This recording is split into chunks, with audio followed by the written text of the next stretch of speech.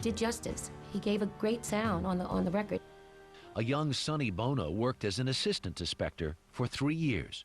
Sonny was a great character. He was Phil Spector's yes man, and he proudly admitted it till the day he died. God forgive him, but he used to yell at Sonny Bono.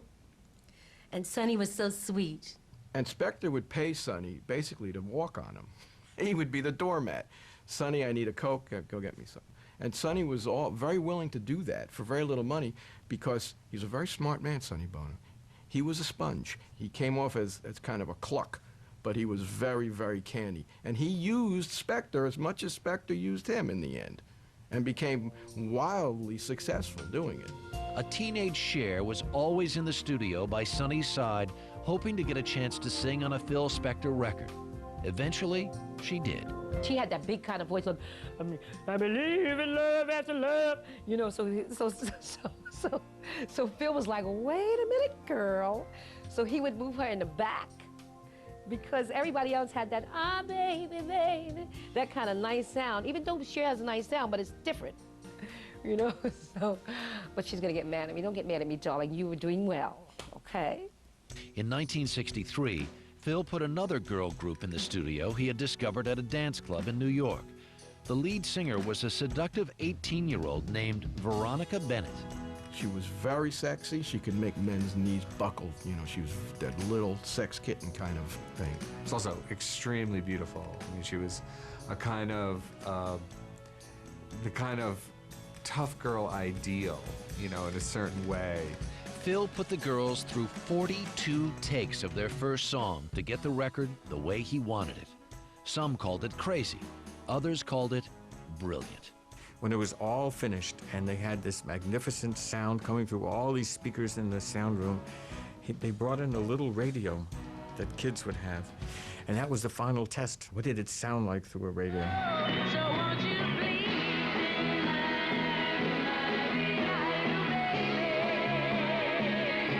Be My Baby, with Ronnie's pulsating, sultry voice, brought Phil even more gold. Be My Baby, you got one of the Ronettes, you know, just kind of classic performances, you know, that sense of desire, that sense of yearning. And 1963 became the year of Phil Spector, and his name was everywhere. He could do no wrong that year, and he was able to amass so much power that year that essentially carried him through from then on. Just what he did in 1963, he's lived on and made him a millionaire many times over, which is unbelievable when you consider it. That's a lot of hits. And Ronnie Bennett became Phil's new obsession. He had a major, major Jones for Ronnie. I mean, a sexual hunger for Ronnie that, you know, that was returned by Ronnie. Ronnie was a wire, you know.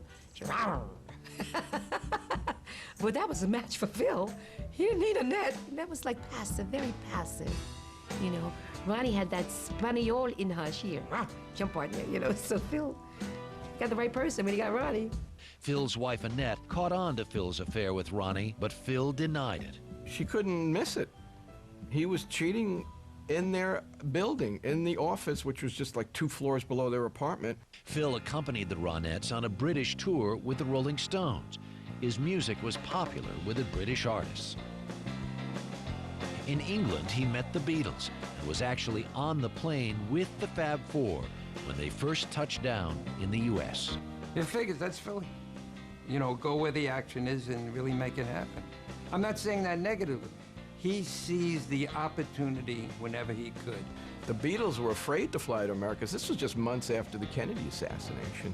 They thought America was a bunch of barbarians looking to shoot people. And it was up to Phil Spector to reassure the Beatles that it was okay to come to America, that they wouldn't be killed in America. I guess we have to give him his due for that.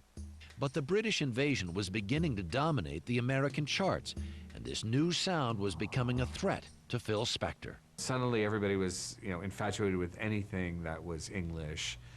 And, you know, certainly the Beatles, you know, just were a dominant force. By the mid-60s, the Beatles had as many as 6 songs in the top 10 at one time. Now Phil was putting even more demands on his artists to keep them competitive. He had to keep escalating the wall of sound. He had to